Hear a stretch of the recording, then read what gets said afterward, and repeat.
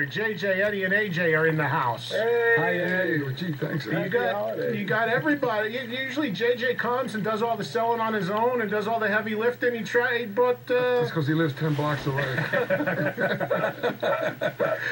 He brought his guitar partner and drummer along with him. Man, good to see you, AJ. Same here, Ed. Good to see you, man. We run into each other around town every once in a while. Yes, we some do. Shows and stuff. The same Yes, with we do. Eddie. We've had some good times, and of course JJ, who's like I said, does much of the heavy lifting when it comes to Twisted Sister new releases with me.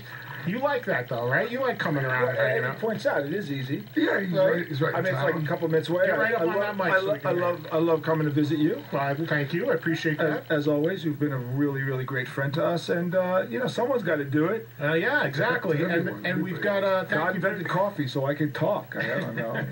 Thank you for the Twisted Sister Christmas card. I appreciate that. Very nice. And you also $5 on the way out. That's cheap.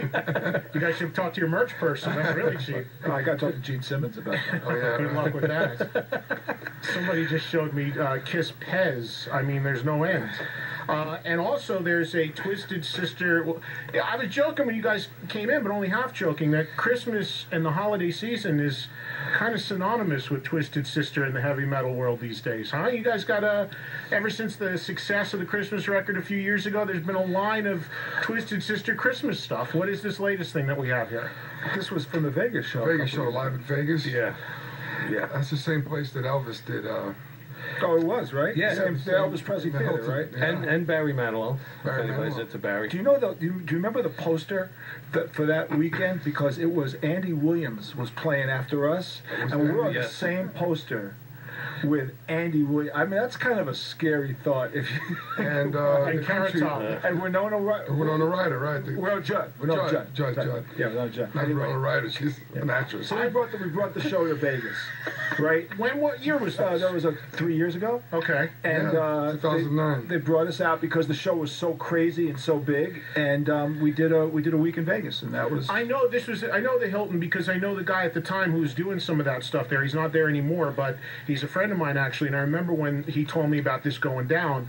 And now it's becoming a big thing, and this may be something that Twisted Sister could certainly be a candidate for. But as you know, rock bands doing these residencies in Vegas, where they just had, well, Motley did it, Guns just finished it, and Def Leppard are now next going in to do it. So maybe there's, you guys could have done something like, a couple weeks there with the Twisted Christmas show. You know what? I don't think anyone I don't know. could have foreseen cruise ships. I mean, think about 30, 40 years ago. Nobody could have anticipated cruise ships. Nobody anticipated residencies in Vegas. Yeah. Nobody I mean, You're becoming Sinatra. well, Not you, I mean the genre. in a way. There's nothing wrong with that. Who's cooler than Sinatra, right? When she was 17? No, was that Sinatra? No. But Eddie, since you interview all these bands, right? I think that a lot of them are following our lead in terms of the appearances, just doing the big festivals now. Slowing down the overall touring schedules and just doing the big shows. I mean, we did it 10 years ago. People thought we were crazy, and now it seems that that's what you do. But you guys kind of did it out of necessity, right? Because Dee didn't want to work as much as the other four of you. So you guys kind of had to do it to work around his schedule. Actually, Mark's schedule was even worse. Yeah, Really? at Mark that blew out more time. dates Yeah. than we I did. think it kind of worked out for all of us. Well, I think it's paid off for you guys in a big way, as I've said many times, ever since it all started, 10, 11 years ago again. I think that it's paid off tremendously, you guys doing that, because I think absence makes the heart grow fonder, and it makes when there is a Twisted Sister gig that much more special. One of the biggest problems I see in the business today, being on the, spending time and working with all these promoters and being out with bands at times and everything, is that over touring is a huge thing, JJ. Going the other way, what you're talking about, especially in the bigger markets, where because there's no record sales, bands are working the road harder than ever. They're going out with 2, 3, 4 different bands at a clip. They're coming through the market 2, 3, 4 times in a year. And this is at every level, club, theater, arena. Right. And everyone is touring more than ever because they're not making any money from selling records. So they're hitting the road harder, and they dilute their draw. The ticket prices come down, and you got guys that are playing, nightclubs that a couple years ago were in theaters because they come around too much. I see it constantly. I think over-touring and oversaturation, something you guys certainly don't do. You do the opposite. Yeah. But I see that as a trend that's hurting the concert industry more than ever. I mean, I get calls every week from promoters. This gig is tanking. You got to help sell it. Can you give away the house? All the time. What about the problem that the ticket sales are insane? Ticket prices. The prices are insane. Yeah, I mean, my daughter's crying to me. Take me to One Direction. I'm not going to pay $1,000 for 3 I got tickets. hit up for that too. You got to be kidding me. My goddaughter hit me up for that. I didn't even know who they were. One Direction. Yeah, the same thing. Justin Bieber and a lot of these. Well, I went to see the Stones the other night. You went? Yeah, I did. Where? Which show? I saw them at the Barclays Center. Give us a report. Well, okay, all right. First of all, I just want to say the Barclays Center may be okay downstairs. I was upstairs, and probably the worst. The angles of the seat. It was like being in Aspen, and you were so high. I felt like it was in La Paz, Bolivia. Hold on. We should tell people listening because this is a U.S. and Canada broadcast. The Barclays Center is a brand new arena that just opened in Brooklyn. And it's gigantic. It's actually about 25% larger. Haven't been there yet, but it's the newest arena in the New York tri-state area. It's a beautiful arena, except I think it's actually trying to fit through the aisle is like flying on a cheap seat on Czechoslovakian Airlines or something. I mean, it was like... I'm sure all the Czechoslovakian people will apologize. Something tells me the way you guys tour internationally, you would know what that seat's like. You'd like to apologize to the Czech Republic? No, it's only U.S. and Canada, Eddie. We're fine. Oh, okay. Well, I don't know. Well, some people they jammed every seat they could. It's no like upgrade for JJ. It's like...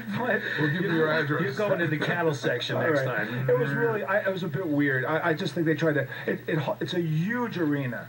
You can't tell from outside because apparently they dug it into the ground. So when you're at the Garden and you're in the nosebleed section, you take 10 escalators up. Yeah. I took one escalator up thinking, hey, this is going to be great. And I was in Peru or something. Yeah. The stage was 8 miles away. Yeah. But I don't need to see Keith in high def. I mean, on the screens, honestly. I don't... But how were they? I apologize to Keith Richards. There goes the Rolling Stones Twisted Sister double bill. How How were is they? that opening up? I'll just say Sorry, this. Mick. I'll say this. They opened with 4 unbelievable songs. They opened up with I Want to Be Your Man. The Beatles song was written for them. Then they went into The Last Time, Get Off My Cloud and Paint It Black. And I thought that was an amazing opening. Unfortunately, as the set went on, although Jagger is amazing, 70 years old, voice sounds phenomenal. He's great. Keith and Woody are kind of, it's a little rough. They give you skis with the seats. Well, here's the problem with Keith and Woody is like, as a guitar tandem, it's like the equivalent of being on a tour bus being driven by Jose Feliciano and Ray Charles without a GPS. I mean, it's really tough. But wait a minute. It's tough. But here's the thing. Now we've offended blind people. Is anybody left? Yeah, let's see who's left. This is within 10 minutes. We've managed to offend. This happens all the time with JJ. You guys usually aren't here when JJ's here. 2 countries, blind people, and somebody else, and an airline. And Russia. But They were fine, all right? Wait, no, here's the thing. Well, listen, 70 is 70. I mean, come on. But here's the thing. It's interesting that you pointed out the 2 guitar players as showing some signs of the age and what comes with that.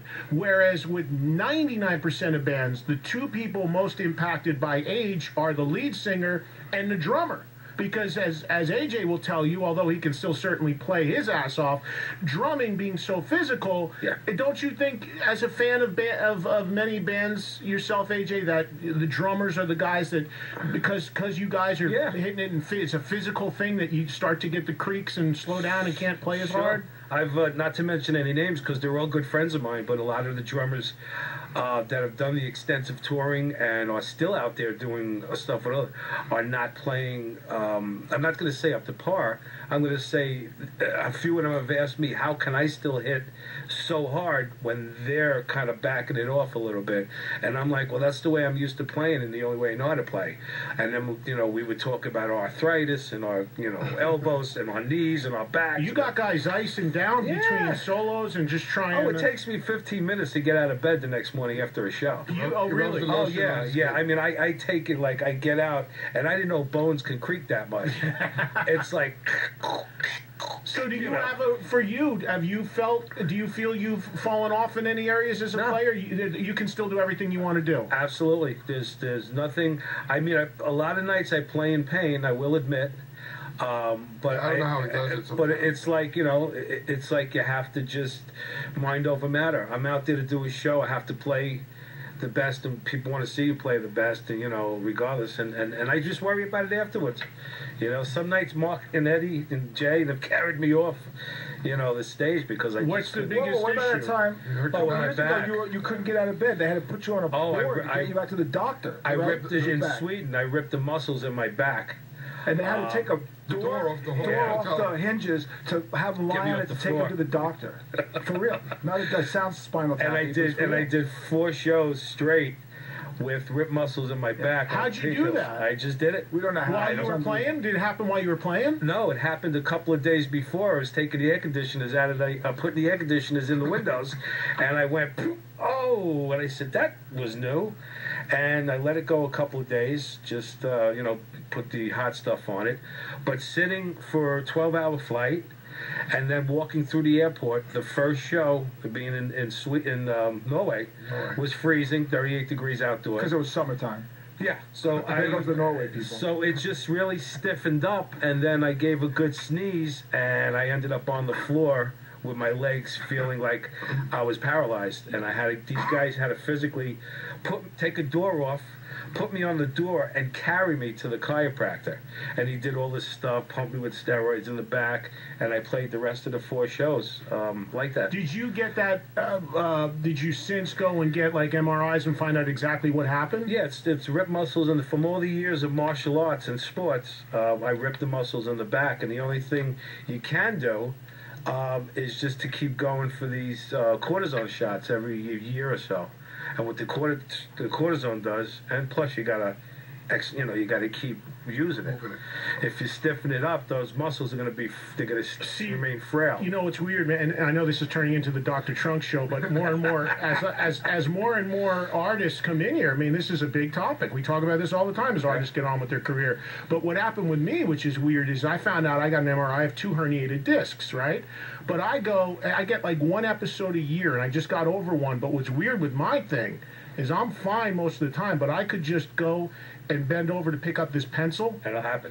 and boom, Pops, yeah. and it's like, oh, and then I'm dying for like a week and a half, Yeah. and then but my thing is 2 herniated discs, and there's really nothing you do for it, but just keep it loose and exercise as much as you can. Same thing. But it's so random. I was at the Big 4 show, Metallica thing in Indio about a year ago, and I was traveling with Mike Portnoy, the drummer. Great drummer, yeah. Mike's a friend of mine, so Mike had this little gift bag, and he's like, do me a favor, man. He goes, I gotta run in. He goes, throw that in the car. Let's get out of here. The bag must have weighed an ounce. I bent over, boom, it went. And then where am I going? To the desert with 100,000 people on my feet for 12 hours to watch Metallica. I thought I was going to die. And I was doing a book signing for my book, and I'm sitting in the chair, and everybody coming up to get the book signed wants a picture. And I couldn't stand up. And I'm sitting there, and I'm like, oh, and I go, you got to come around back. And of course, I'm with Don, who does my show with me, and Don was standing next to me. He goes, he's just being a prima donna. He can stand up. He's telling everybody like I'm being a jerk off. I don't want to stand up. And I'm like, you son of a bitch. I must have had 300 people trying to take a picture, and he's like, you can stand up. Come on, stand up. Don't be lazy. And I'm like, oh, I'm fucking dying every time. Yeah, the back is the worst, right? You It got goes right down my leg. Exactly. Forget about it. Same thing. Oh, Mr. Ojeda. Yeah, that happened to 2 me in years ago, the Christmas show. 2009. Come on, let's 3 get the years rest ago. of the war stories on the table. What's your ailment, Eddie? No. Talk about it. Yeah, well, in 2009, same thing happened to me. I went to pick up a box, like an empty box, and all of a sudden, here, boop, in my back. Within 2 hours, I couldn't move, and I didn't sleep for 4 days, and I couldn't make the Philly show. It was the one time. You had a standing What year are we guitar talking? 2009. player. Yeah, this guy Dan filled in. He kind of came down. This and guy Dan. Yeah. Yes, No, let's grab no, somebody in the no, audience. he's a friend of ours. Oh, okay. Yeah, we This just guy, met Dan. him. Just grab somebody and say, say, this guy Dan, you play? No, we We're actually not have a gonna take guy. it. We have a guy who could fill in for me or Eddie. We call him JJ Ojeda. Not Stanton. No. okay. No. Actually, he's a friend of He's a Stanton. friend of ours. Well, that was a friend of I ours, nickname him but- JJ or Jada because he could do either one of our parts. He's a friend of ours. Yeah, he's a friend of ours now. So Dan filled in Freddie, but Eddie was you had surgery done. Yeah, I had to have surgery. Within 3 days, I couldn't sleep or move. So then I went in for like emergency surgery, and it was a herniated disc. They cut it out.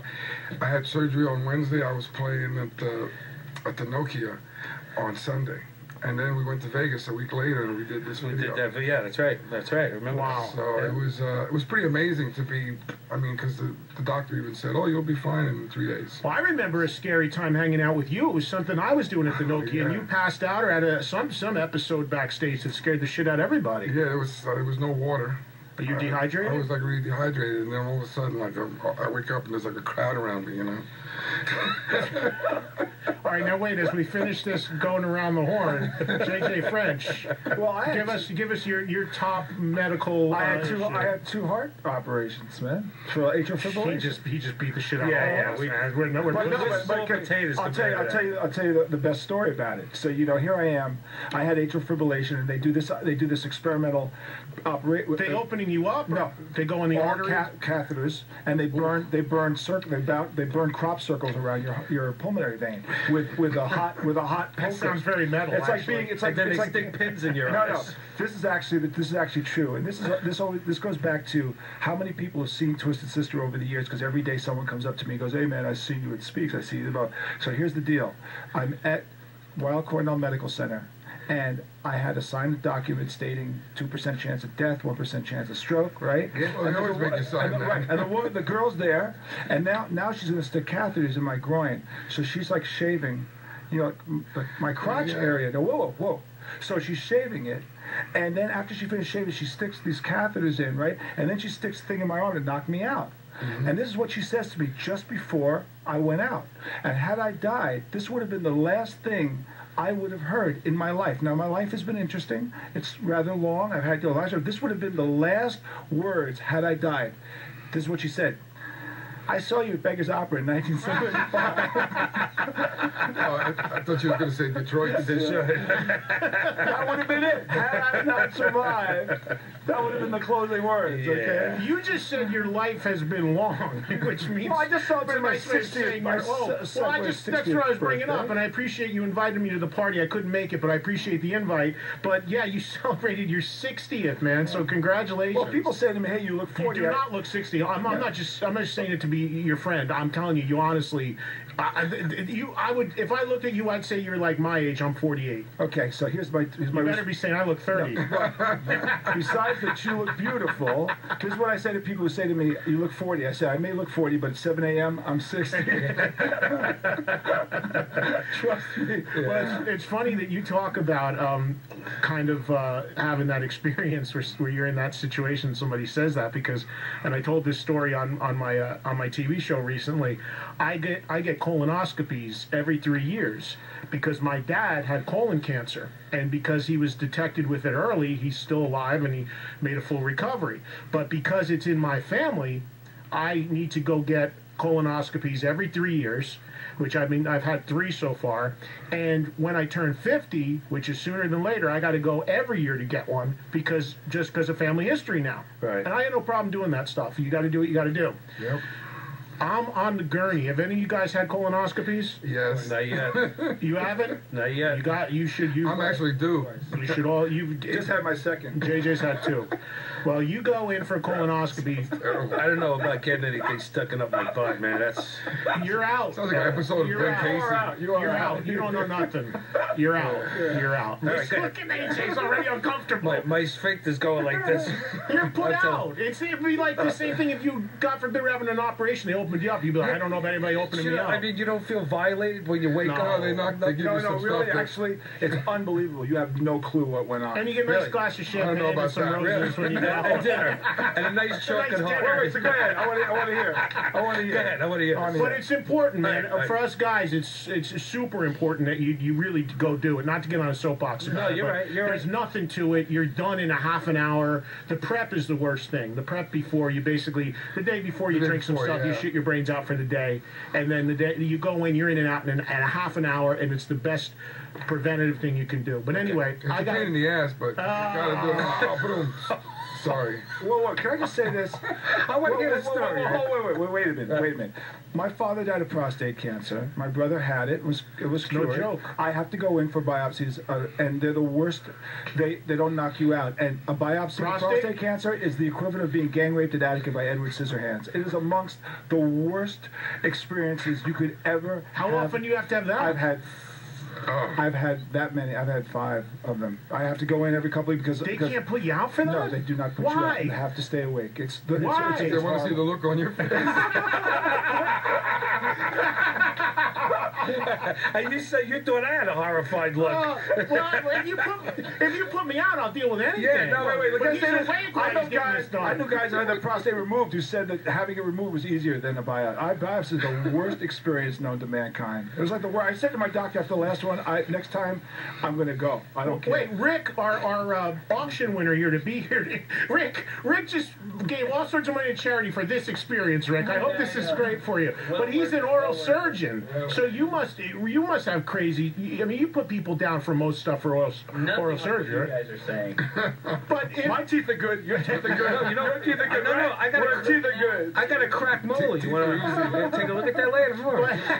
Hey, did you bring your prescription pad? Now we're getting old You should have school. told me, man. I just ran out of Vicodins too. Suddenly everybody in the room's in pain. Oh. This is why we call it sex, prescription drugs, and rock and roll. But anyway, my story, just to finish it, is if you've never had this colonoscopy, you go in. AJ's already moving away from me; he's afraid. But you go in and the procedure. All seriousness, the day before is the worst because you drink this fluid that you got to clean yourself out. You basically ride in the bowl for the day and you clean yourself out. Next morning you go in, you put on the gown. You got nothing else on. They give you the gown. It's outpatient. You go. They hook you up a couple IVs and they say, okay, relax, whatever. They knock you out. And they do what they do, and half an hour, you're waking up, and you go home, and hopefully they tell you they found nothing. So anyway, I'm in there, and I got nothing but the gown on, and I'm getting wired up. And you're, of course, a little apprehensive. You're getting put under, you're getting wheeled in on the gurney, and you get underneath the big light. Now, these doctors, they do so many colonoscopies in the course of a day. It's like a drive-through window at Burger King. It's like boom, boom, boom, boom, Except boom. it's $600 a pop. Yeah, well, hopefully most insurance will cover it. But you go in and they do this move like where the nurses and everybody, you're fully prepped, and you only see the doctor for a split second just before he's going to stick it in, with the thing. So I'm laying there. I got the IVs going. I got the little gown on, waiting for the doctor to come in. The big light, they turn it on. They're about to take out the tools that they use, whatever.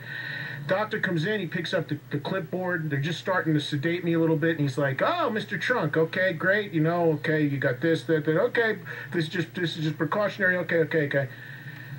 And then, just as he's ready to tell me to roll to my side and give me the juice, he's going, Trunk, you're the guy.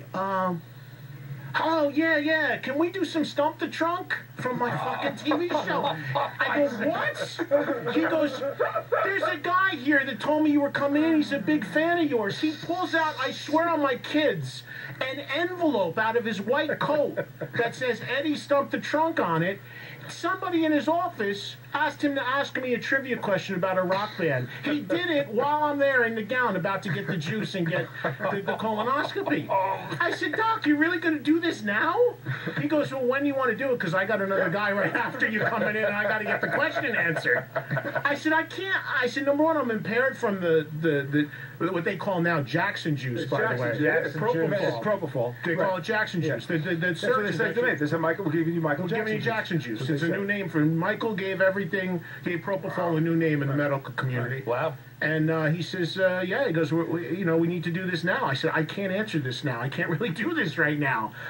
So I took the envelope, kept it sealed, and I did it on the air. People who watched the show saw it on TV. But I mean, it's weird people come at you at all times. I mean, with this stuff out of left field, and you don't know if they're busting your balls or they're serious. Yeah. He was serious. He had a question in his jacket. Well, isn't it true that George Harrison, not Yes. a joke, The on doctor his got deathbed, Staten the Island guy asked him to sign Hospital. stuff, right? Yeah, they used to work there. He was just about I to used to die. work there. Yeah. A guitar. Right. As soon as What's up on with his that, deathbed, man? the doctor Wow. came in and said, "Can you sign his guitar?" George and Harrison. and they fired him. Yeah. Yeah. He Right. should be fired for Yeah, that. it's true. That ridiculous. story's been out. Yeah, that's a true story.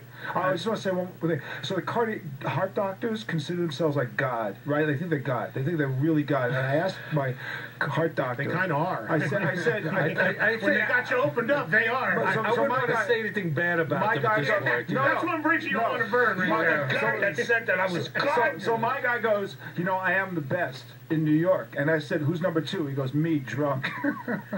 How will you a joke like that? No, that was his answer. He he a was pilot? being funny. Wow. He was being funny. You don't want that kind of humor from a surgeon or a pilot. Pilot, yes. Yeah, you want them to be serious people. Exactly. Like, no joking. Exactly. Well, listen, the guys in Twisted Sister are here in the studio. We're live, and we'll take you As guys. long as we can stay alive. Exactly. We're trying After this to stay conversation. alive. you Welcome know, to the damn. over 40 Yeah, rock next year show. it'll be the guys from Twisted Sister. You got here. some aspirin or some shit? They're back dead, there? but they're gonna stay around for a while. Got a baby aspirin on you, man? Well, hey, I take one every night, Eddie. Hey, can I say this? Rolling Stones fans are so old they don't clap because they're afraid the lights will go on in the arena. Just saying. Oh, man. If I had any production value in all of this show, I'd have an effect for you, but I don't. Have you ever had any of the living members of the Grateful Dead on? No, No, okay. That's a little bit different world of my Okay. music, but no. All right. But it brings in an interesting thing to bring this all full circle. Is obviously there's a lot of bands together now that don't have key members because they're just not together, and then there's some that because they passed away, obviously. Right. Twisted Sister, one of the rare bands one from of the 6. any era, 70s or 80s, you can think of all original band. Bon Jovi original? No, No. no, the bass player's gone. Aerosmith original? Yes.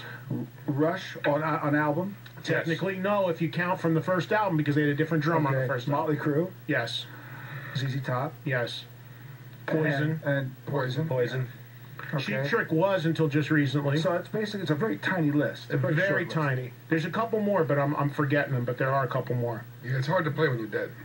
But I mean, whether it be dead or the fact that they left. Or just replacement members. We are one of the reasons why the band is valuable is you get the 5 Yeah, guys. but I mean, personally, if the guy passed away, that's a legitimate. Nothing you, right, exactly. That's a legitimate. There's no way. But if it's like 2 different bands using the same name, or this one's band and that one's band with the same name, 2 versions of the that's same. to me that cheapens the whole idea of doing the whole reunion thing, because that's what makes it special, is to have whoever's alive. Well, what's even crazier is when you get bands that do these tours, because it's another big thing for bands to tour and play their classic album start to finish. But they do that, but they're doing it with 2-3 guys that had nothing to do with that classic album. So it's really not all that exciting, I don't think, to hear a band do an album start to finish when it's only half of the guys who actually played on it. Right. But we play all these festivals.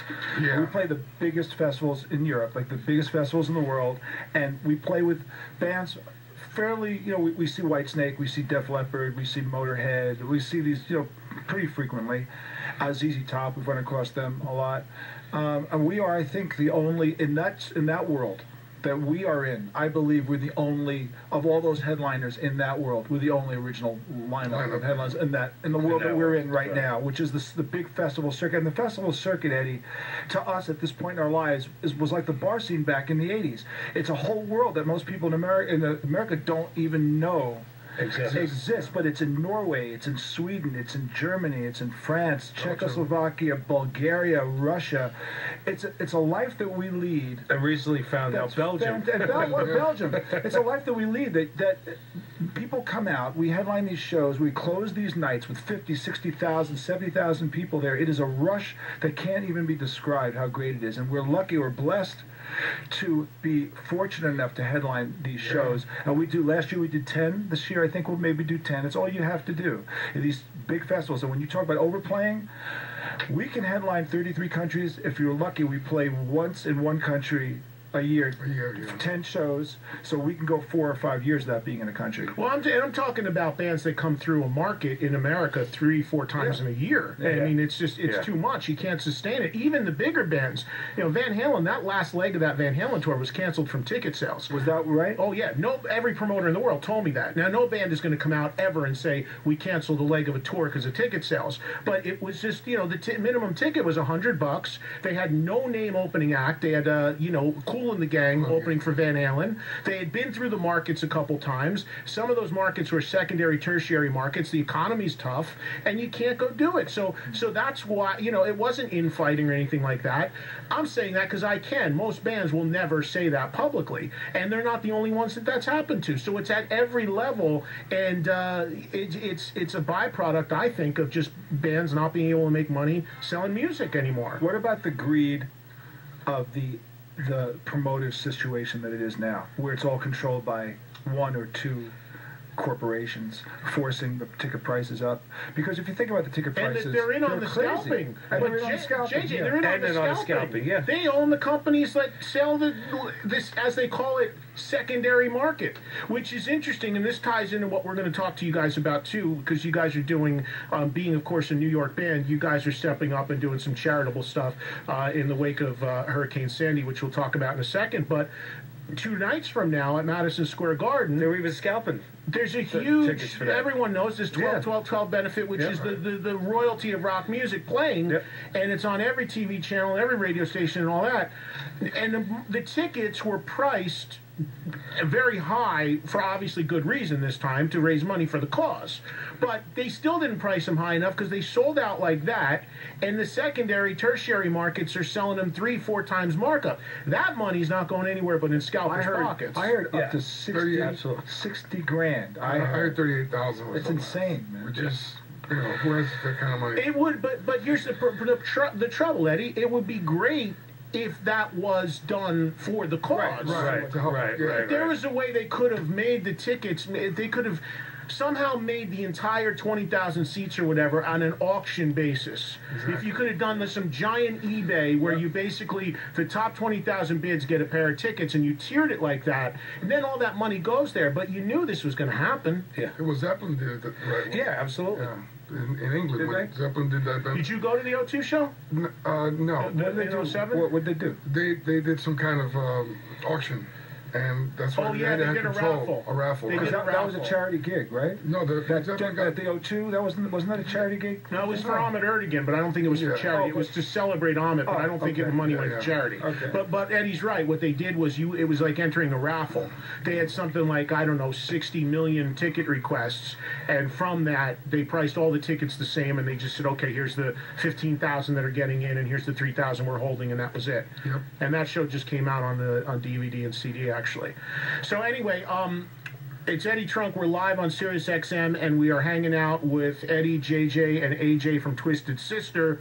Speaking of charitable stuff, you guys have always stepped up for great causes, as you did when you first reunited 10, 11 years ago for what we did together with New York Steel. And here we are again with our area of the country suffering a really, really devastating to many people. I got very lucky where I live.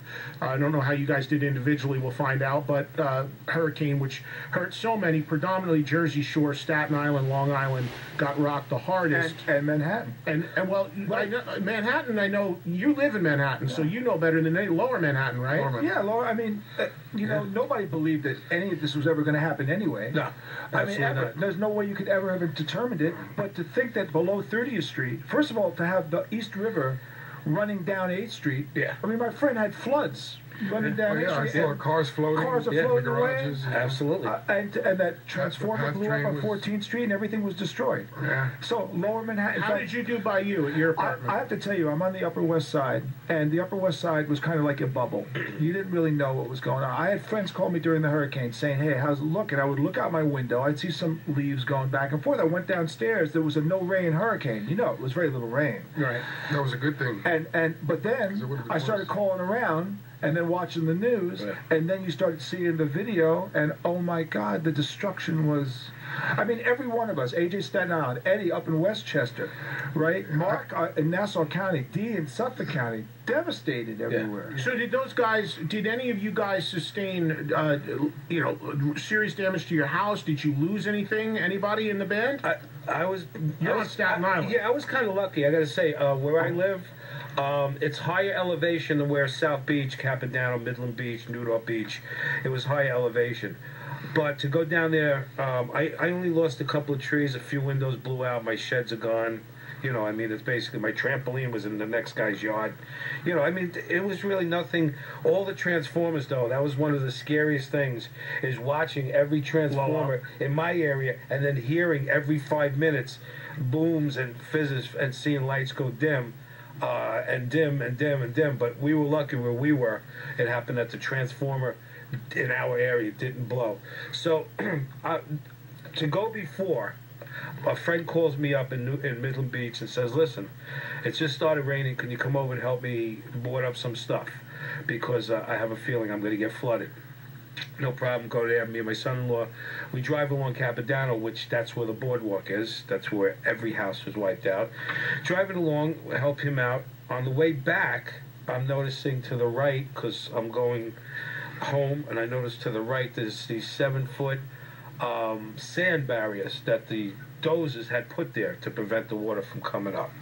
So we pull over to the side, and I notice all of a sudden I hear this rumbling, and we're like in the car, and I go, what the hell is that? All of a sudden, about 5-foot spouts out of every sewer cap from where I was. Blowing out? Blowing out. Then I'm seeing the waves now coming up over these 7-foot sand barriers coming over and going into the street and under my car, and I'm like, we got to get out of here. This isn't good. So I go along. I go home. The next morning, I go down maybe about 2 blocks from the house, and the water had receded, but now I'm in up to my knees. The water did go 8 feet, 2 blocks from my house. I go to my friend's house. Everything is gone. I said to him, dude, where's your car? He says, oh, it's in the tree 2 blocks away. Where's this guy? Where's your wife? Oh, it's on somebody's stone fence. So I go snooping around, and it was just, I took footage of it on my phone but what I've done for the past few weeks is go and help and just pull things out. I know how to operate machinery, so doing dump trucks and helping. But just seeing these people, some of them I know, some of them I don't know, it just really traumatically hit me hard emotionally. I tried to do as much as I could. I've been helping gutting houses out, and it's just devastating to see what these people went through. And then, of course, Mayor Bloomberg comes down and he goes, well, we're a self-contained unit, so we'll take care of ourselves. Well, yeah, why don't you have some of those families that didn't have a home on Thanksgiving come to your house, all right, for Christmas? Why'd you do that? And it's just amazing. Staten Island has always been this, and JJ knows because we have this little inside thing with Staten Island. There's always been this forgotten area. Right. But a lot of friends that live on Staten Island, I know. So many people, and more people than you know, because they're not telling you. And I was there every time that horn went off, and they said, you guys got to leave. And they would bring in the EMS or the firemen or the police, and they would pull another body out. Nobody knows how many people died. I mean, I heard the total was 123. They're saying, oh, this, and that. The 2 kids that they found, that the mother lost them, the 2 babies that they found. Tragedy. But they found, about that. I saw. Do you not know? Do you want to tell them about? Well, yeah, there was a woman. This made national headlines. Actually, the woman was. Oh, she wouldn't let her in. The guy wouldn't let her in the back door, and she was on. She lost her car on the same road that I was on 5 hours before. Yeah. Just to give you an idea. So she's running out. She has the 2 kids. The kids got swept away. They found the bodies like 5 blocks from my house. Tragic. And, it was terrible. But nobody knows. And I mean, you see, not to take anything away from Breezy Point or Rockaway or parts of Jersey or Long Island or whatever, but I never ever in my life expected anything like this. And I think the other one was the World Trade Center. That was probably this is the second one, most traumatic time of anything that I've ever seen. In my life. Yeah, it's really something that I think, unfortunately, in the national spotlight, and I think that's why it's important we're talking about this right now on a national broadcast. You know, the entire country can hear this show right now live. Is that in a national platform, the national news, and you know, I got CNN on here, whatever. They've kind of moved on from this a long time ago. But the important thing to let people know is there are still people that are struggling and that have lost everything and are still devastated from this, and that this is going to go on for a very long time, and it still needs to be kept on the front burner and in the consciousness of what's going on to help people out where you can. I asked Eddie on the way down here because he's up in Westchester, Yeah, Upper Rockland County, yeah. which is away from the direct line of fire. And how long were you out? I had no power for 5 days. I had no idea what was going on, you know. And then after 5 days of no power, you finally get cable TV. And then it took another day to get TV. When I saw what happened to Staten Island and some of the, I mean, I was lucky. I only had like a couple of gutter things happen. And, you know, the wind, I mean, it was one of the scariest nights I've ever experienced sound-wise. Yeah, like a train. Like some of the things train. I was hearing and the crunching in the trees. But, you know, even though it's nothing compared to what happened, you know, on the coast, it's still, there was a lot of people in Westchester and Rockland County that got devastated. Plus, no gas, gasoline. Gas stations. That was couldn't something. function. That was something nobody saw coming. I mean, I live on 2 acres of woods. I'm surrounded by trees, and I thought for sure. I mean, wind was by far my biggest concern, and I thought for sure trees were going to come through the house. Somehow, God willing, I did okay. I had a couple trees come down across my driveway. I chainsawed them out myself. I made the path. The trees are still down. I'll deal with it when I deal with it. That's cosmetic at this point. I just needed to get in and out of the driveway. So I did that. I lost some appliances. I was without power for a few days. You know, I had some minor damage to stuff that because of voltage spikes I lost. Things like that. The electronics in my furnace, a freezer, stuff like that. Nothing at all to complain about compared to what other people have gone through and are still going through. I got so lucky. I got hurt a lot worse. A year ago, we had this freak early snow in October. Oh, that crazy Halloween storm. That ripped down trees and pulled the service right out of my house because of the weight of the leaves and the snow. So I did remarkably well. I lost power for a few days. But the generator issue, because I bought one when we had that storm, I never thought you'd have to ration gas to find gas to fill the thing. Yeah. And it's just been a tough time across the board for a lot of people, and that they're still going to be going through this for a long time. And Eddie, what you just said is exactly what happened to me. I was the day of the storm that it hit its max peak, or the day after, Tuesday. We were scheduled to shoot an episode of my TV show in Times Square. Needless to say, that was canceled. Then I was supposed to fly the next day to LA to host the annual fundraiser for the DO Cancer Fund. Mm-hmm. I host that every year. I was supposed to go. I couldn't get out, couldn't make it for that. That didn't happen. So I was home, no power, no TV, no internet, no nothing. And you're blinded, right? Yeah. Now, I didn't know. All I knew is I didn't have power, but everything else I came out with okay.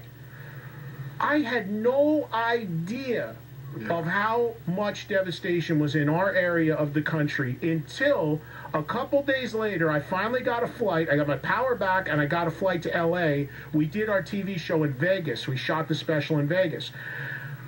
I get on the plane. They have DirecTV on the back of the planes. So I'm like, oh, great, I'll be able to see TV for the first time in 5-6 days, see what's going on. I put the news on, my jaw dropped. Yep. I heard that people got hurt hard. I heard that there was damage. But I had no idea until I finally saw TV 5-6 days later of what happened, predominantly Staten Island, Long Island, Jersey. And for me, what really, really blew my mind, being a lifelong Jersey guy, is the boardwalk, Seaside Heights, the Jersey Shore, where I've gone every summer of my life to this day with my family. Yep. And everyone has seen that footage of that roller coaster in the water. I must have been on that thing 1,000 times in my life. Seeing that thing in the water completely fucked my head up.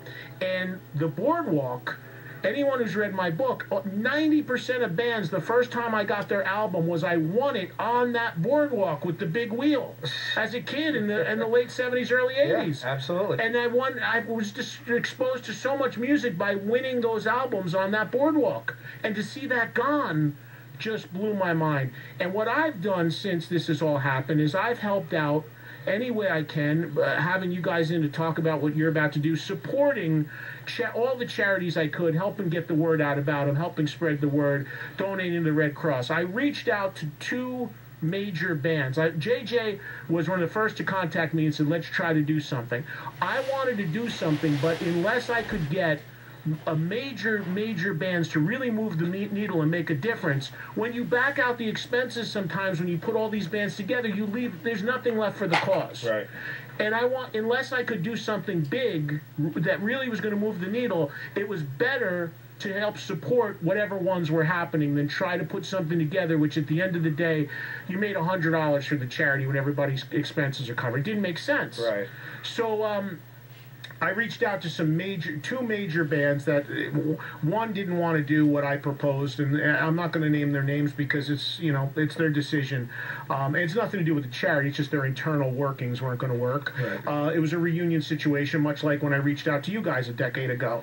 And another major band that showed some interest, but scheduling it didn't work. So I wasn't able to pull it together. But there's been enough really cool things being put together that at least how can I support them? Well, I can give everybody a platform on the radio, talk about it, tweet about it, put it on my website, whatever I can do to help.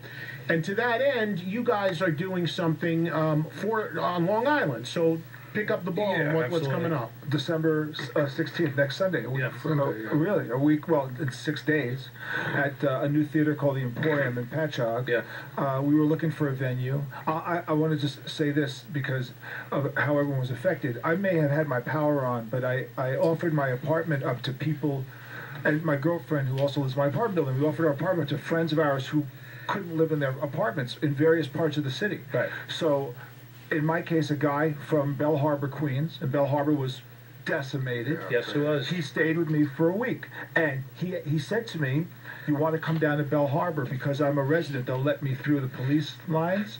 So he took me down to Bell Harbor 3 days after. And Eddie, I will tell you, 9/11 had a small footprint. A lot of people died. This had very few people died, but a monstrous footprint in the tri-state area. I mean, monstrous, from the Jersey Shore all the way along the Big Elbow, which wiped out Staten Island and Lower Manhattan, and then ventured out with this elbow, where basically Staten Island was the crux of it. Right there, yeah. Right? It's so, people just don't get it. The devastation it's like a war. I mean, going through Bell Harbor and seeing here was the description. My friend was trying to explain to me, and then I saw it for myself. And with Breezy Point, 102 houses destroyed the same way as Bell Harbor was destroyed. The floods came up, right, and decimated the bottom of the house. And as the electrical wires were exploding, the cinders were flying in the air, landing on the top and burning the houses down from the top, and you couldn't get to them to save them because of the floodwaters. Right. So basically the fire department, the police department, no one could do anything because the electric wire, the water could electrocute you. Sure. So you can't go there. So basically they had to sit back and watch 200 houses. At least that's just in Queens. Yeah. Forget about Staten Island. Forget about the Jersey Shore. Forget about Long Beach, Long Island. These houses were destroyed. So anyway, this was like profound. Connecticut too, guys. Yeah, as New Yorkers, these are profound things that happen to us, and I think. But it's important just to jump in real quick again, because this is we have people listening to this all over the country right now. I think it's really important for people to hear about all this, that this is still going on, because let's be honest, it's off the national radar. It's going to go on already. for years. It's going to go on, and of course, the rebuilding and the recovery is going to go on for years. But it's still really raw. Thousands of people may not even ever go back to those areas. No. Oh, yeah. Because those houses are not going to be rebuilt because of the code. And the sad part about it is they still got to pay their mortgage regardless. Well, that's where I'm sorry, but that's where, that was the whole thing, to have these town meetings, and I go sometimes and I hear, but I had to be involved with what they were talking about. Now, I'm not directly involved with it, but I'm there fighting with the people for, how the hell can you do that? That's like, that's like buying a car, the car gets stolen, and you still got to pay the car payment.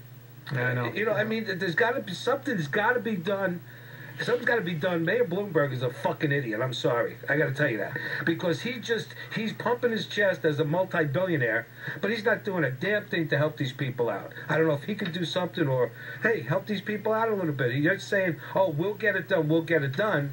And the tolls are going up, and the MTA's raising this, and this one is raising that. Oh, I'll tell you what I'll do. I'll give you a break on 2 months worth of house tax. How about that? Well, That's what I can do. think, actually, though, if I'm not mistaken, I believe what FEMA did was, and this was important, they changed the definition of the storm so that it couldn't be used by insurance companies to screw you with your deductible, for real. Right, okay. The storm was a hurricane, right, but as a hurricane, your deductible was much higher than it being a non-hurricane event. Tropical storm. So they call it a tropical storm, right, a post or subtropical storm. And so just those words alone, taking the word hurricane out, prevented. And by the way, you know, look, I'm not here to defend. I'm not. Right. But I will say that you know, the insurance companies.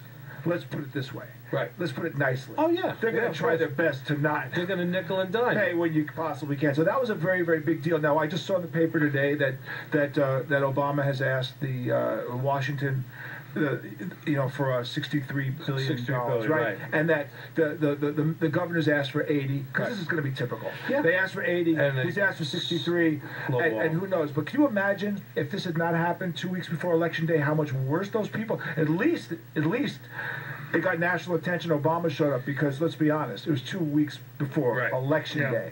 So everybody showed up. I just want to just say here that what we're doing, just so people understand where the money's going from what we're doing, we're doing it. We're doing this benefit, and all the money's going to select charities because you can't spread it all over every place, right? You just can't. Maybe they can in Madison Square Garden and make $1 trillion. We can't.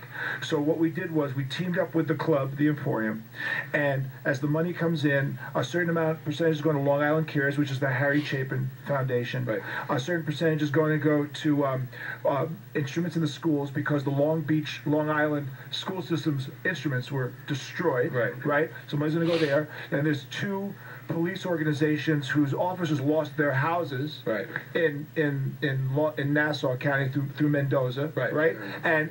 And there'll be other if there's other charities. We're doing. I mean, December 27th. It's targeted stuff that you can really locally targeted. Right. It's important to know that. You can't. Right. You can't. I mean, a Twisted Sister show, with all due respect, is not going to help put a big dent in the national scope. But you're helping stuff in your own backyard. We're staying local and trying to help and get it right to those people. We're going to do a few of them. And maybe a few on Staten Island too. So you're doing the one you're doing is a week from Sunday at the Emporium on Long Island, and it's and I know you've got Adrenaline Mob on there. Yes. And you also have Bernie Williams. Bernie Williams. It was Andrew WK doing something. He's going to be hosting, I think. Hosting your thing, and then you, AJ. I also, because I connected with I see you're wearing a Sons of Anarchy shirt. I connected with Theo Rossi on Twitter. And he got back to me, and I know you're involved with something on Staten Island, Staten Strong. And the rest of the guys in the band had said they'll come down and support, you know, the cause I'm with, and we'll do. It's a giant meet and greet. I believe it's going to be. I'm going to send you the information for that, but it's December 27th on Staten Island, and also we're putzing around. Thinking about doing the St. George Theater possibly in February as Twisted Sister with other bands. With other bands.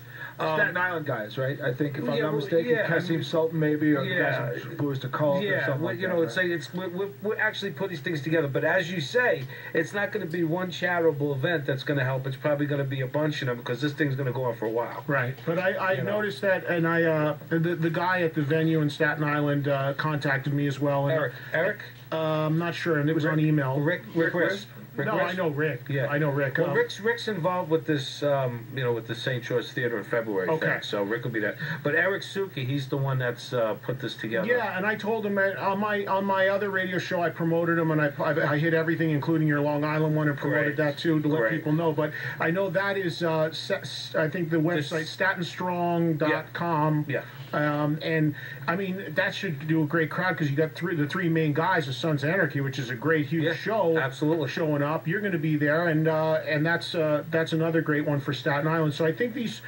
targeted ones in the backyard probably help a lot with what you guys are doing. The Emporium, to give them props, Right, of course. when they booked us, said if we had committed to it, they would immediately write a check out for $10,000 to those charities that I listed. Just so you know, so that starts it off.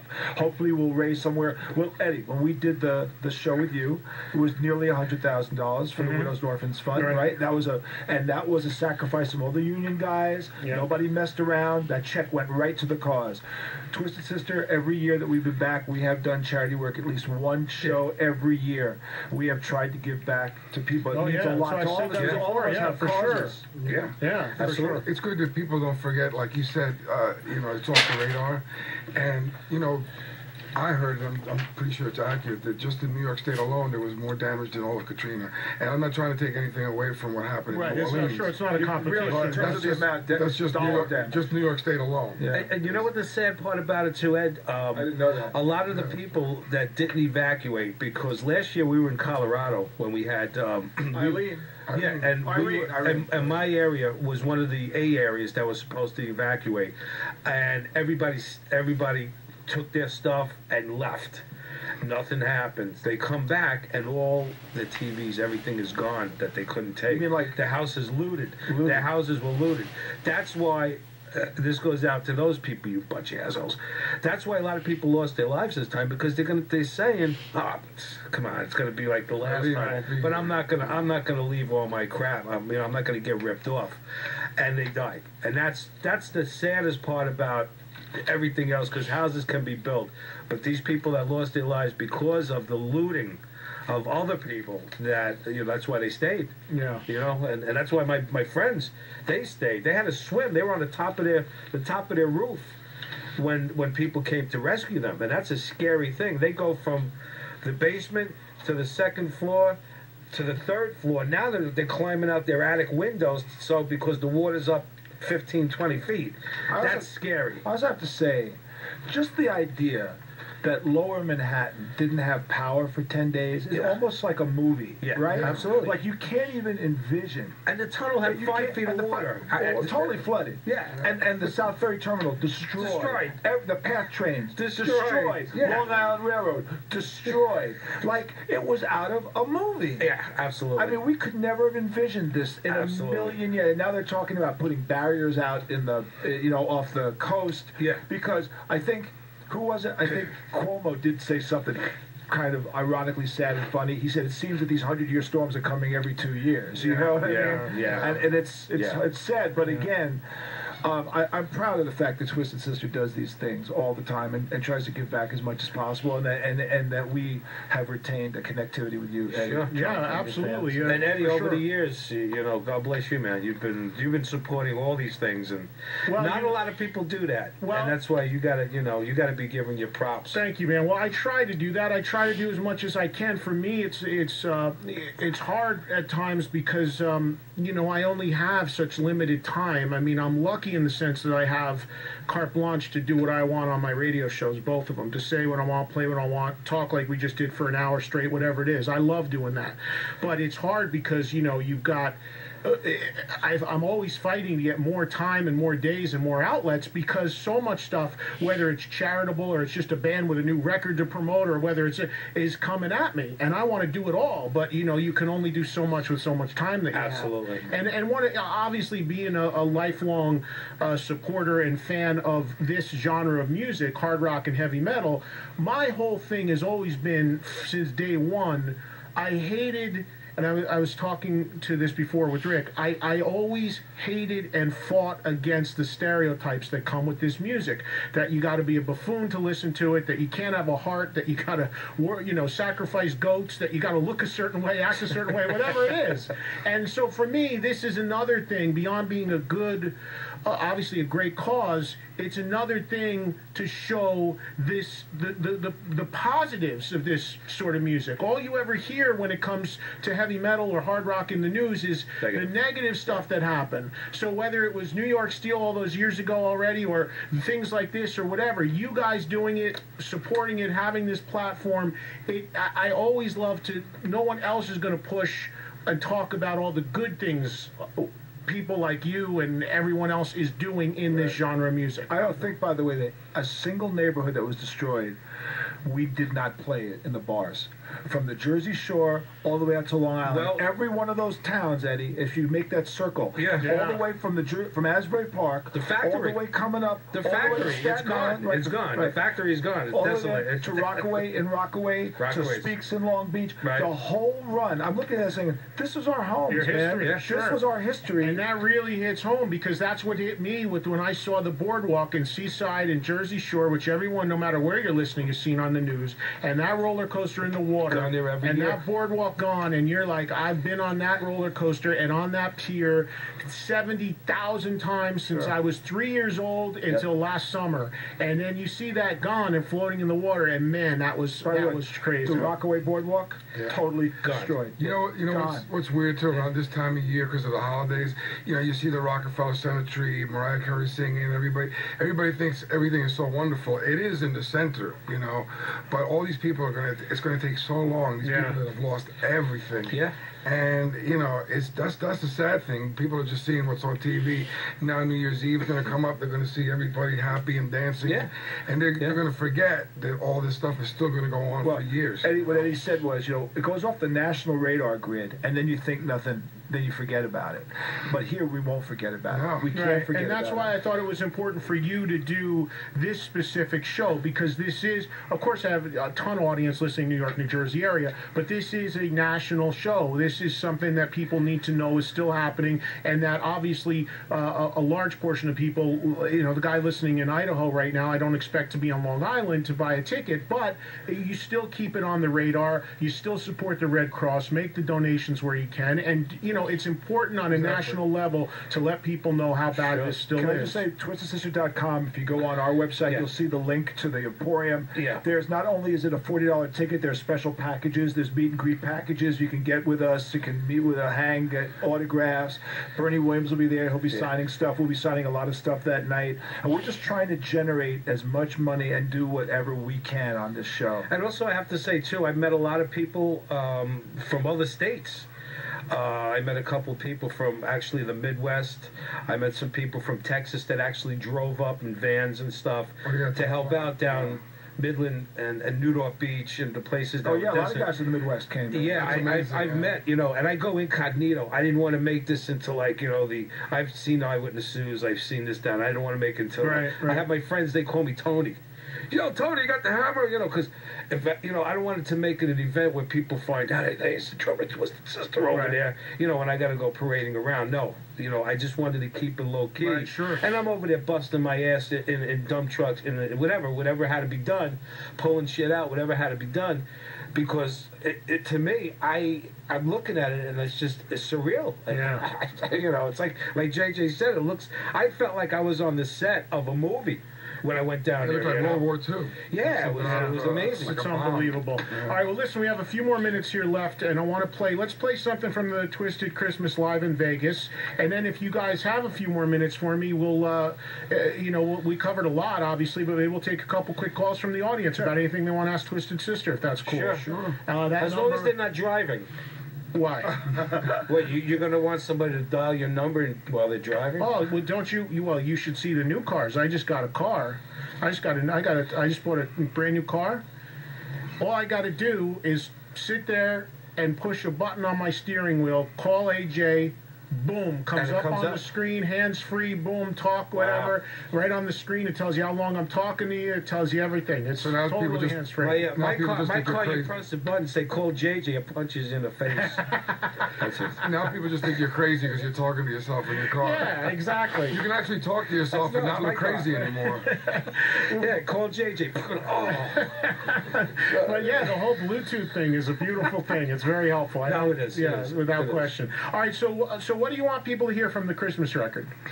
Give me a song. I don't know. I guess play. I don't know. What song? Come over your face. Oh, live? I'll be home for Christmas. I'll be home for Christmas. Yeah. Yes. Yes. I'll be home for Christmas. Okay. Songs aren't numbered, so I have to count them. I hate when bands do that. Put a number next to the title. I got to count now. I'm not good at this. I told them to put numbers, but they didn't listen to me. Numbers, they're lucky they put They never words. listen to me. They're lucky they print CDs. Yeah, right? they're lucky they put the words on there. I think it looks like number 11 if I count right. 1, 2, 3, 4, 5, 6, 7, 8, 9, 10, 11. Do I borrow my glasses? All right. Yeah, no, I can see. Eddie, I can see. I just can't count. All right, so this is Twisted Sister DVD, CD, A Twisted Christmas live in Las Vegas from a few years ago. And we will come back. If you want to talk to the guys, line up on the phones right now. The number's on your radio at 866-315-2663. We'll come back with a few more minutes with the guys and your live calls after some Twisted Sister Christmas music for you. Eddie Trunk Live, Sirius XM 39 Trunk Nation on this Monday. These guys from a band called Cycle of Pain. Hey, we're live on the air. We're back on. That's all right. I know Cycle of Pain, Sorry, Ed. JD. It's all right. Yeah, that's what he's saying. I just went through a cycle of pain. My knee don't. That's Twisted Sister from A Twisted Christmas live in Las Vegas. CD, DVD are available now to check out. All right, it's Eddie Trunk, and again, AJ, Eddie, and JJ from the band are here in the studio. Go to twistedsister.com to find out everything they have going on and about their charitable work as well, which we just spent a lot of time talking about in the wake of Hurricane Sandy here in the New York area. We're going to get some calls on for a few minutes. Mark Kendall of Great White is going to join us. He's going to be calling us at the top of the hour. Pushed him back a half an hour just so we could get some of your calls in here real quick with the Twisted Sister guys, but we will talk to him still tonight, so stand by for that interview coming up in about 35 minutes. But let's go through some phone calls right now for the guys in Twisted Sister before we let them get out of here. And let's see where we're going to start. Looks like Georgia, and Tim is first up. Hey, Tim, what's going on? Hey, is it true that Richard Page from Mr. Mister will hear sing Back Up on Burning Hill? He refused to because of his Christian belief? You know, I heard that. I did hear about that. Eddie heard that, a rumor about his own band. Yeah, back, I think. That was in Circus Magazine, wasn't it? They said that in Circus Magazine? Well, I think the guys in Dockin did some backups. Well, they sang backup for us. On The guys on that some of Nick the Brown and Jeff Pilson did the background Mick, vocals. and Don too. And Don. I think On Stay Hungry? On Stay Hungry. Yeah, they I didn't know They were that. the backup singers. Yeah, Stay Hungry. they did some backup. You know, I did too, but Yeah, you know, but non-musician guys. Yeah. What does this say for Mr. Mister? I never knew that. I never knew yeah, that it was either. something with you know, I believe so. It's going back a while, but I remember Dee telling me something about that. Well, those guys in It is Twisted, true. those guys in Mr. Mister, were, before they were Mr. Mister, they were all session guys. That's what they were. They were a band of session guys that came together and made a From band. L.A.? Yeah, Because that's why we were in L.A. The bass, Yeah. the bass player was the lead singer, right? Oh, okay. Yes, yeah. Well, I like that fan. Thank you very much. I didn't know anything Yeah, about it's a little this. trivia. You like it to see. As long as the guy doesn't send you an invoice, you're all good. Thanks, Tim. Thanks, Tim. Appreciate the update. Happy holidays, buddy. Yes. Thank you for the call. Let's see. Let's go to Little Rock and say hello to Pat. Pat, you're on with the guys in Twisted Sister. What's going on? I just wanted to point out, not to be terribly schmaltzy about it, but it's the United States of America. It doesn't matter if the disaster happens in New York, New Jersey, Texas, New Mexico, wherever the heck. It's supposed to be the United States. People are supposed to help. I agree. I agree. Thank you. That's a great- I know that sounds really schmaltzy. No, it's No, a it great doesn't. sentiment. It's a great sentiment. Thank you. You know, It's a we great learned thought, yeah. we learned that during 9/11. So many good people came Very here, true. and I think Yes. when Katrina happened, we sent a lot of people down there.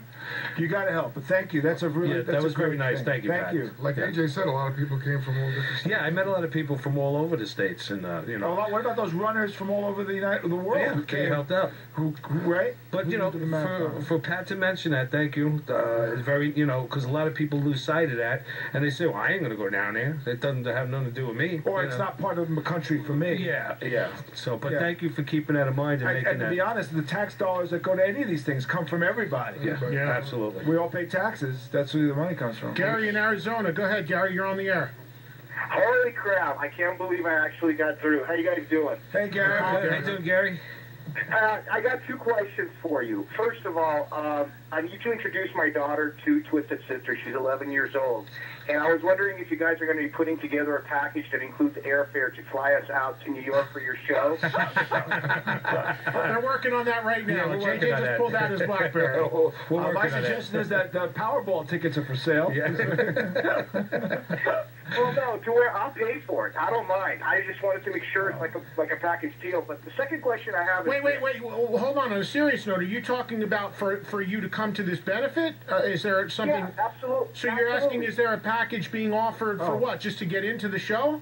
No, for airfare Well, as a well. package being offered to where we can fly out, watch the show, get a hotel and fly back. Well, no, you'd have to get there. You can buy the package to meet the guys or to go to the show or anything like that. But as far as getting there and staying, no, you just have to get online at your favorite airline and buy the ticket. I mean, the if you're best gonna we pay could for do it. is probably a Greyhound ticket and stay at JJ's house. So, I'm sorry, what were you saying? So no, he's fine with that. So go to twistedsister.com, find out, and if you actually can make it and book the flight and get there, you can reserve your spot. And as JJ said earlier, there's meet and greet packages for extra money. And by the way, on the site, if you go to FrenchMGMT at gmail.com, which is the management email, send an email that you did it, and I'll make sure that we make an extra effort to make sure we meet you and your daughter. Absolutely. There you go. You come from Arizona, they're going to make the extra effort for you. So absolutely. So please. And thank you very much. Happy holidays. Yeah, same to He you. has one more question. Oh, what? No, he's gone now. We got to keep moving. But thank you for your call. Dale in Montana. Go ahead, Dale.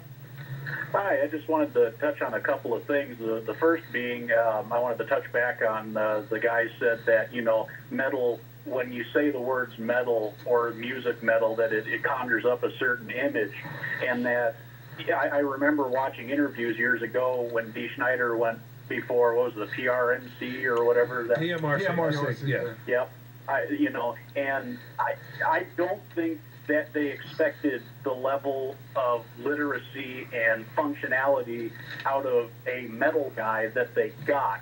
And it just goes to show that even today we get stereotypes, and it's kind of nice to knock some of those people off of their pedestal to say, hey, we listen to this music, we enjoy it, and that's that. The second thing I kind of wanted to get to is the one thing that's kept me as a fan, both to Dee personally and to the band over the years, is that you guys are constantly evolving. It's not a one-track rail thing of, this is what we do and we're just going to go with it. You guys are doing benefits, you're doing Christmas music, all sorts of different stuff. I guess my big question is, what's next? I don't know. They've been getting asked that for about 10 years now. We ask They that all just every look year. at each other. We just play it by ear. We do. We do. We really, you know what? I don't think, since we didn't think we were going to reunite to begin with, I think someone said to me, how's it been the last 10 years? I said, well, in the last 10 years, we have released like 5 different albums, 7 DVDs. We've played about 150 shows around the world. We are now one of the biggest headliners around. All this that never happened before, plus doing a whole bunch of benefits, right? So when people say, what can you do more? I say, that's a lot. I mean, we've done a lot, so I don't know where the future's going to take us. I really don't. But let's just say, we say this all the time, the last time you see us may be the last time we play. Where's Dee at with things these days? Because he's always the guy that you're trying to pull into this. It seems like, and he's always the one saying year in and year out he doesn't really want to do it anymore. He's very public about it. He quits every September and rejoins every December. That's what happens. But he's multi-talented, multifaceted in his thing. I mean, I don't want to quit my, I do the typewriter maintenance for the criminally insane during the day. You do what? I teach typewriter maintenance for the criminally insane. Did you know that? No. Yeah. Typewriter maintenance for the criminally insane. Yeah. Working on typewriters? Yeah, absolutely. When'd you start working for me? I didn't. Nah, I'm only kidding. It's the type of thing where, we want to do it. We all want to do it, and we can only fit it in everybody's schedule, whomever does. Because he's doing some of his own shows now, as you guys know, as well. And I know, because I was just in Vegas a couple months ago, and he played on Fremont with his own band doing something. And I know that you guys, I know that AJ, you've got another band or two that you're doing, right? Yeah, well, I'm Tread, right? Yeah, Tread. We put together. We just got a new lead singer, and we're finishing the album, and we're starting to shop it. Hopefully, Who's the lead singer? Can you announce it yet? Yeah, Greg Locascio from Cycle of Pain. Oh, okay.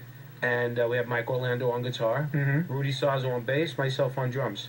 And Cyclopain JD from BLS's band. Yeah, so I just saw them play recently. Matter of fact, when we were shopping for a singer this summer, he's the one, JD called up and said, why don't you give Greg a call? And we did, and he's been working out great.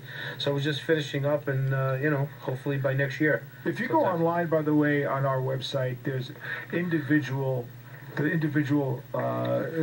profiles of each band member. Kind of tells you what we're up to at any given time. Like no matter what it is. Well, let's get that right now from Eddie, because you did a solo album. You've done solo records. Right. What are you working on outside of the band? I'm working on the second one right now. I'm also I just produced my daughter's band, which is called Curbside Hustle. Great band.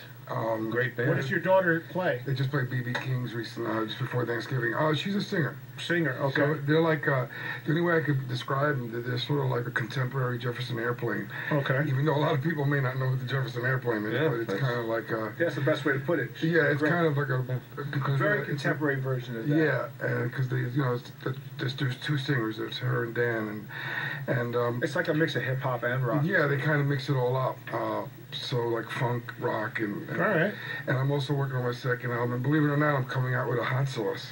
Oh, are you really? Yeah. Well, either hot sauce or wine is what everybody in music comes out with these days. Well, I've always wanted to, and No, What's it going to be called? I'm coming out with a screwdriver, so. A screwdriver set? Yeah, screwdriver or set. To drink? No, it's a screwdriver set. Yeah, it's actual. For the drums? Oh, yeah. AJ's a great drummer, but the stand-up comedy isn't his strong point tonight. Actually, he's a very funny guy. Yeah. He is. But so do you have a target date for the solo record, the next solo record? I've been, it's been hard to do it because I keep getting sidetracked. But I really don't have a date, which is bad. It's good and bad because there's no rush. But when it's ready, it's ready. When it's ready, it's ready. I'm just kind of taking my time with it and making sure I'm happy with everything. So. And as I think many people know, JJ is also an artist manager. You manage bands in addition. You manage Twisted Sister. You also manage. I don't know if you have others in your stable right now. You used to. I had a lot. I had many. Seven Dust being the most famous, right. Where I kind of produced it and managed it for a long time during the golden period when people were actually buying their records. So their biggest four albums, the first four albums, we sold to 2 million albums through my label, which was affiliated with TVT, and Mark Mendoza came on board and we did the first album, which was their biggest album. It's almost platinum, and in fact the two songs that started that album, Black and Bitch, wound up as the college radio metal songs of the year in 1990. So I'm really proud of having done that. But having said that, in the last couple of years I've been involved, number one, in fundraising for uveitis research because my daughter has uveitis. Had you on for that a while ago, right? Actually. And we've been doing really well with that. And I also recently did a keynote speech at a summit called Extreme Leadership out in San Diego, and it went down extremely well. I got an agent. I'm writing a book, and but it's a different kind of a book. It's not a tell-all rock book. It's a business rock book. It's basically translating lessons that I've learned in rock into how it will help your career, and that eventually will be what I will do. I will just essentially do keynote speeches and be an author, and that's what I'm promoting. I also have a blues band on the side, which is fun, but I will be morphing out of the music business. I don't know when, but it will be happening. Like you know, I didn't. Speaking of books, I have not had a chance to read it yet, but Dee put out a book not long ago, and I'm wondering. I haven't read it. I haven't heard any major controversy off of that, but obviously there's been some history of problems with all of you guys over the decades. Was there anything? What was your take on his book? Did you read it, and do you have any comment on it? And was there anything on there that you feel was? I haven't read it, so I don't know what he does or doesn't say. But were there things in there that you took exception with? Was there anything that you'd like to address? Well, I didn't read it, so you didn't read comment to make. I read some. I didn't get a chance to read all of it, and I lent it to a friend of mine, so I really can't comment on. AJ, I can't read. I gotta wait for the audio version. I told you he was funny. Yeah. So I think didn't Motley Crue write a book in which they had every story was the perception from each separate guy or something like that? Yes. It was really different. So on the most. In the most, I don't know, in the least controversial way I will put it, everyone has their own prism that they look through. Dee's prism is Dee's prism. Right. I didn't read it. I know people who did. There were some fans that wrote into the website that were disappointed because they felt that there were things about the book that they either didn't want to know. So here's the problem with writing a book from anybody with a band that's still currently working. If you're going to write your book, wait until it's over. You know, if you really want to write the book, wait until you're not dealing with people anymore. Wait Well, till, that's 100% right because the problem for me is that what are you going to say that wouldn't impact the people you're actually working with? You know, that to me is it. So there are people who said things that there were things in the book that weren't particularly great, and I chose to personally just avoid it and just go on and play with the band, and you know, and that's that. And it's unfortunate to have to even think that way. Well, that's 100% right, though, because if you are going to write an autobiography, you have to do it for it to be any good.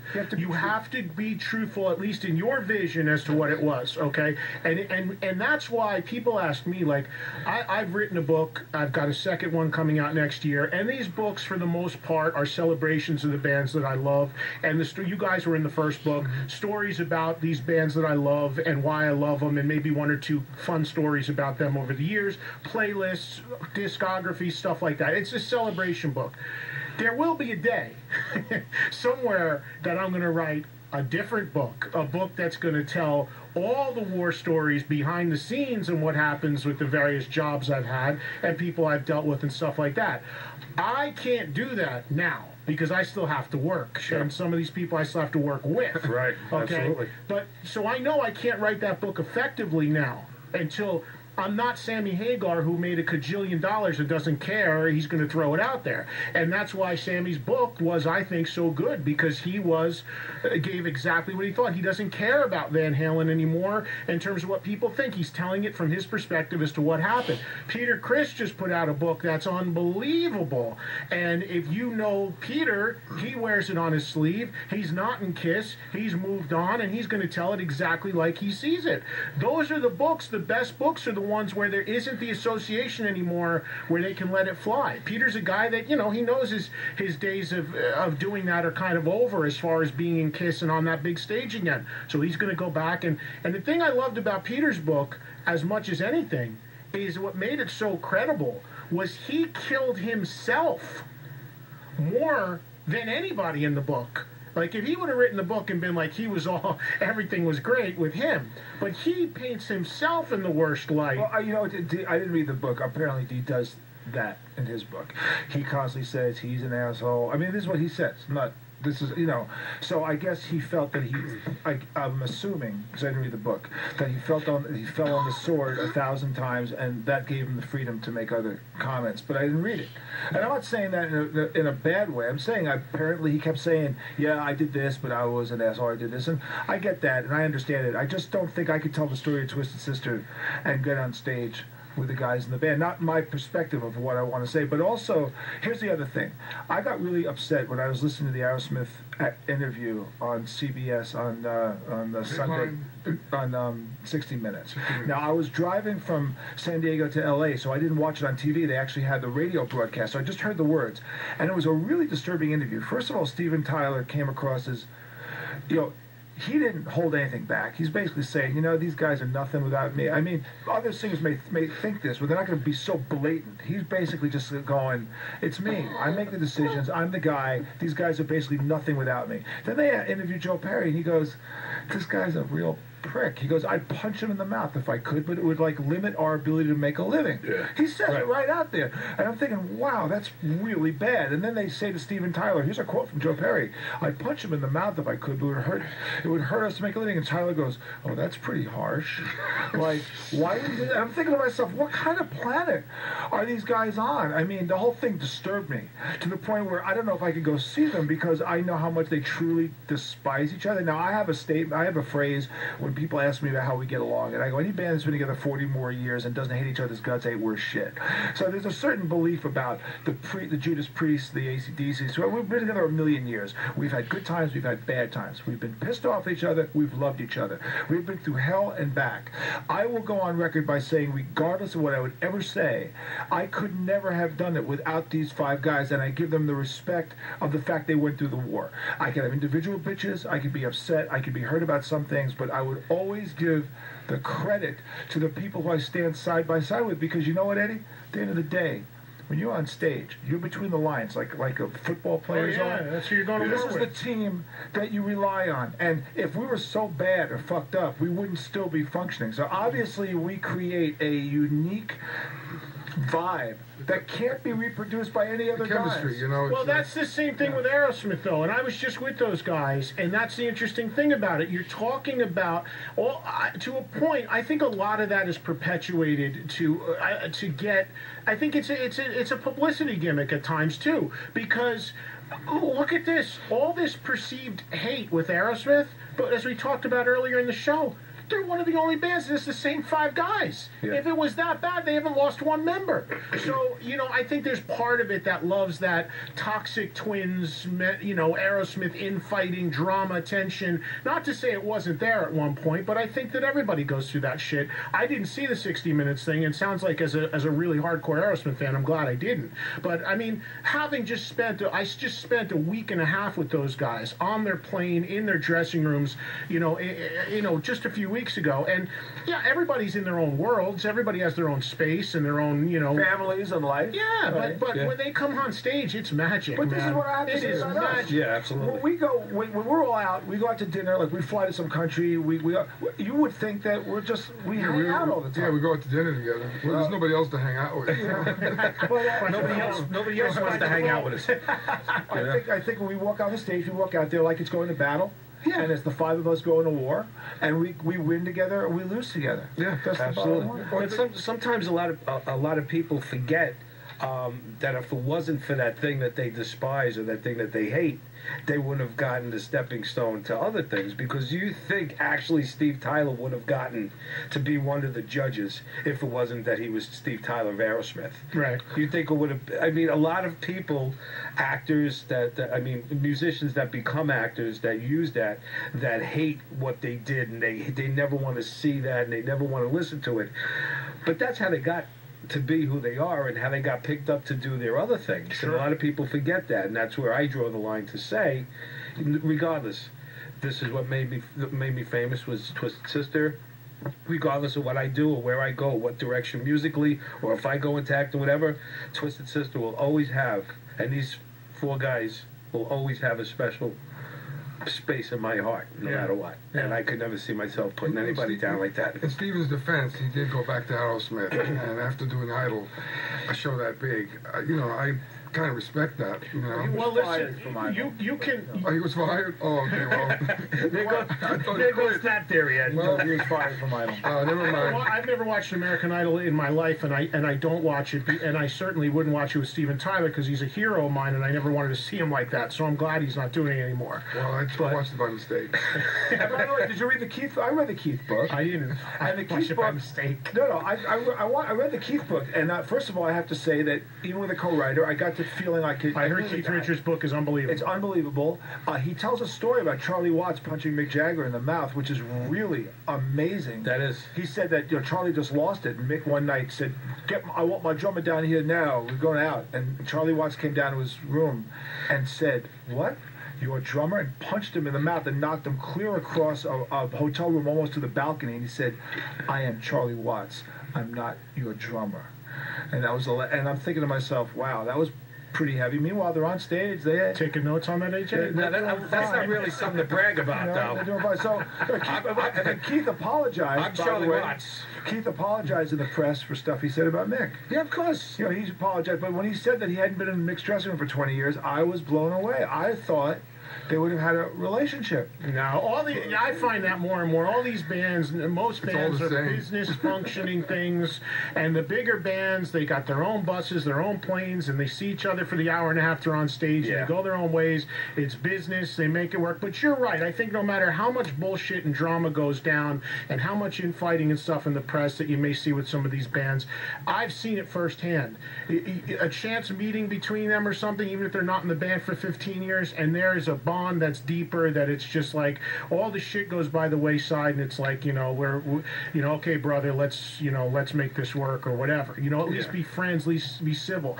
If you're in a band that, and I've never been in a band, but you guys of course have been in a band, and a band, not just a band, but if you're in a band that is very successful at one period and really made a mark and really sold millions of records and really did something. With you guys, you sold millions of records, Stay Hungry, this huge thing, this iconic videos on MTV, all this stuff. That's something that you could walk out of here hating each other, but that's a bond that you will always... You know better than I do that I feel as a fan that you transcends everything. I think it's like you did something that so few people can get to do. Anybody can have a band, but to have a band that made an impact is incredibly difficult to find, and it's a bond that I would think you're going to carry with you to your graves. And by the way, lasting 40 years, because for me this is my 40th anniversary. So I mean, like, it means a lot to me. I mean, Eddie came on. Jesus, you are old. Eddie came on 38 years ago, and people say to me, well, let me just say this. People say, well, when did Eddie come in? I said Eddie came in 75. He came in 76, and they say, well, it was different guys. And I'll have to say this: yes, the original band was different guys, but probably every lesson I learned about the music business I learned from the idiots in that first band, because I learned about what not to do. I learned about how to manage. It taught me a lot. And when finally I brought Eddie came involved, Eddie and I have been standing shoulder to shoulder on stage since 1975. By the way, a guy came up to me on the street the other day and said, "Popeye's Spinach Factory." That was our first gig. Was Popeye's Spinach Factory in Sheepshead Bay. Yeah. Right? He goes, "You guys were on stools singing King songs." That was that gig, right? With Capizio. With Capizio. So you know what? All those years, it all makes different. By the way, I wanted to come up with the ultimate heavy metal reunion shirt. We're never getting back together except for the following. Health care payments, child tuition payments, house payments, mortgage payments, parents needing to go into nursing homes. Wait, 5th anniversary of our last successful albums, 10th anniversary of our last successful album, 15th anniversary of our last successful 20th, because this is what happens. Band and Kisses goes on. That's why we don't call ourselves a reunion tour, because it's kind of ludicrous after a while. If somebody's going to buy a farewell tour at this point, I got a bridge to sell them, because come on, nobody's. But I got to wrap here with you guys. Oh, you can stay. I got to talk to Mark, not Gadu, but Mark Kendall from Great White's coming on, who I'm sure you know. You're welcome to sit here while we talk, but he's calling in 10 minutes. But here's a question for the group here, and I've enjoyed the hell out of this talk. We could go forever, of course. It's really, Eddie, thanks for this time. Yeah, thank you. Really, thank you. Of course, I love and for the support over the years. Absolutely. Well, it's likewise, because as I've said many times, if you guys didn't put all your issues behind you 10, 11 years ago for the New York Steel wouldn't have happened. We needed the hook. You guys stepped up. You buried the hatchet. Again, I'm not going to name names, but there's a band I tried to just get to do that just now, and that was unwilling to happen. So that was a big move for you guys to do that for the right cause. And so look at what had happened with a tragedy, a positive success story again for us, because I don't know if that didn't happen, if we would have been able to join forces. Yeah, well, if you think about that. Yeah, it's interesting. But here's the question: we talked about bands still left with their original lineup, like Twisted Sister. What band has ever done, and this is an honest question, I don't know the answer, what band has ever done a farewell tour and actually stopped and actually went away? Has there ever been a true farewell tour where the band did not do any more shows? I can tell you, not a farewell tour, but a concert that was billed as their last concert and never played again. And they made a major motion picture about it. The band? The band. The Last Waltz was the last time they played together, as far as I know. But they never did like a thing again. But wait, not that I know of. They never played again. I watched that movie a lot. Not a tour. That would be great. But I never knew that they ever played again. That's just one thing. Okay, but I don't know. Do you guys ever think of a band that said this is our farewell? And I know what band lied the most about it. Who? The Who. Because The Who had like 10 farewell tours, I think. More than Kiss? Seriously, more than Kiss? I think more than Kiss. Yeah, Kiss actually only did one farewell tour, but it's still going on. No, but they did it in like 2000, but then they just. Don't even get me. There's a lot of stuff with Kiss, but I mean, I could go on, but because. But it's an interesting question. But it's I don't know. Do you think of any band that actually said we're leaving and actually left? And didn't play again? I mean, even Zeppelin what didn't about do a Pink tour. Floyd? Pink Floyd? Well, they never They did never a did a farewell. farewell tour. They just blew up. They just, No, they They never just- announced it as Right. such. That's yeah. Right. I mean, I haven't heard that of any bands except what you said for the band. How about this? Maybe announced a How about farewell, this? never did it. Well, here's an interesting one. How much money has been offered to certain bands and they still haven't gotten back together? We know Zeppelin was offered $200 million and did not reform. ABBA. Pink Floyd was offered $250 million and ABBA was offered $1 billion. $1 billion. ABBA? No, $1 billion. Yeah, because they're the biggest band. They probably sold more records. By the way, here's a true story. I met the guy from ABBA, Benny or something, Benny or Bjorn, one of the two guys, and I said to him, I said, how many records did you sell? You'll love this answer, Eddie. Because I always heard they sold 300 million, 400 million hours, like more than just about any band. And he says to me, first of all, I introduced him I said, hey, I'm JJ French, Twisted Sister. We've been ripped off by the same label, Atlantic. so he was laughing. And I said, I've always wanted to know, because you're like one of the biggest line bands in the world, how many records you sell? And this was his answer, straight-faced, no irony, no nothing. He says, we sold 360 million albums. We only got paid on 280, which means we got ripped off by 80 million records. And I'm thinking to myself, that's 160 gold albums worth of royalties. Yeah. Now, I'm not crying for this guy. He's made trillions of dollars, but they got ripped off. And I said to him, how did you get ripped off? For 80 million records. And he said, our manager signed 30 different licensing deals around the world, not with one major label, so they can never keep track. Right. And everyone just ripped them off left and right, left and right. Wow. Imagine that.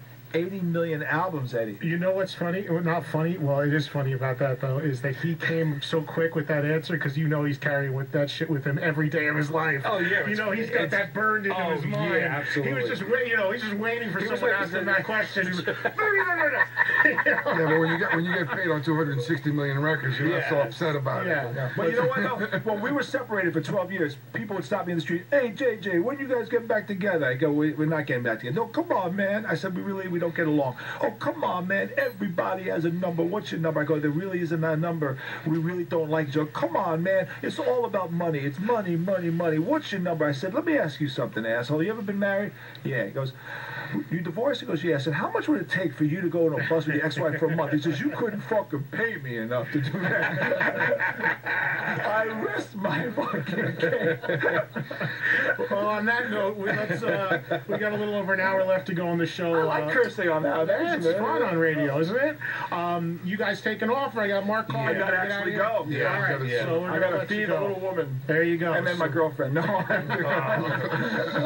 So go to Twisted My Sister. parakeet's hungry. Go to TwistedSister.com, find out wherever, keep up with what these guys are doing, and of course the charitable stuff that we mentioned. Long Island, AJ with something on Staten Island. All the information is on the site. Come We'll out, continue please. to get the Support word the out. cause, man. Support. This Sunday, December 16th, Emporium Theater in Patchogue. There you go, TwistedSister.com, and if you're outside of the area, do what you can do, however you can do it. Help spread the word. Make a donation to the Red Cross. It's important Or that we Long keep Island this. Cares. Yeah, important we keep this on the national spotlight to let people know there's a lot that still need a lot of help out there. So great to see you guys as always. Thanks, Thanks, Ed. Eddie. Thanks for the Thank you. limited interview time, Ed. Yeah. It's a little different when you Come do on, this Ed. show. Could you give us more than 2 hours? Come on. You're not going to get 2 minutes and a clip from the one sheet here. You know that by now. Eddie Trunk. Eddie Trunk. Yeah. All right, guys. Here's a little SMF from Twisted Sister, and then we're going to talk to Mark Kendall of Great White. He's coming up soon. It's Eddie Trunk Live, Sirius XM 39 Trunk Nation.